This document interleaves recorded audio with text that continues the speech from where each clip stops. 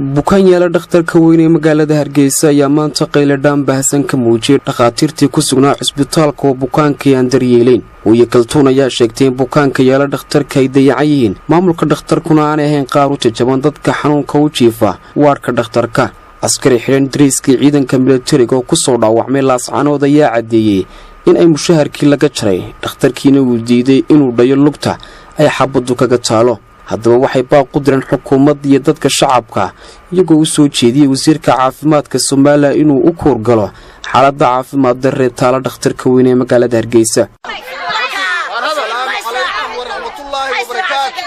walaal waxaan leeyahay anigoo askari qaran oo dalka u soo dhaawacmay oo dalka Jeble u dhashay oo ku soo dhaawacmay laascaanood imiga inaan xabad baandheysha bariyay agaasimaha dhakhtarka ee cusbatalka waxna la ii qaban la goostay mushaarkaygiina gidaarka imiga wasaaradda iyo u dhaxeeya cusbatalka asjiifsado والله أنا وحنا قرر اسمه ترى بس ساكن مركب أقول بريء وحنا أركاي قربهم بانتريما قربهم كي مركب تمر وتحرع وضيبان قالوا قلا وضيق قاعد تخسيك إيران المياه الله يفرق الله لأنك أستفاد بكل عاي حتى أنا وضيق استوسي قربهم كيسينا ساسانو يا دبر كيس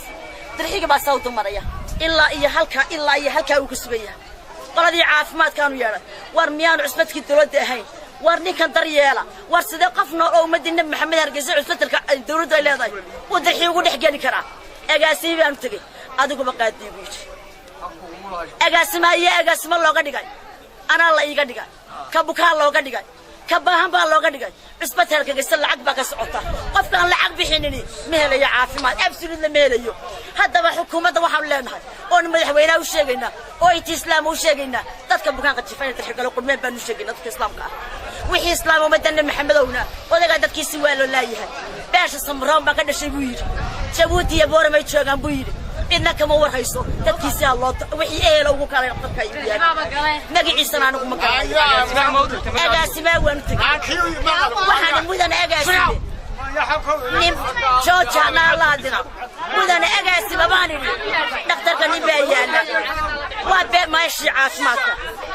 meesha caafimaadka man nadaafad baa loogu yimaado saddex xal loogu yimaado wuxuu ku joogaa markaas anigu haddaad qaadi karto qaad bibiir ageege markaa meesha iska aamus marka agaasima ayaa loo doortay yu agaasima u yahay wasiirka caafimaadka iyo wasiiru yahay shaqaalaha cusbatalka ay mushaar ka qaataan ee siyaasadda dawladda maaha sidaba u daryeeli way dadkii hadda bukaanka aha sariirta baa ku ilaa iyo dhulka ilaa iyo madaxa ilaa iyo cagaha ninka darxibaa kala naba been baa sheegaya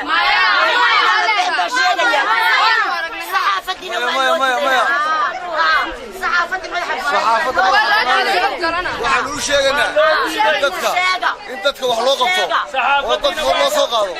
waxba laga qaadaa dhiiga hadii la qaadayo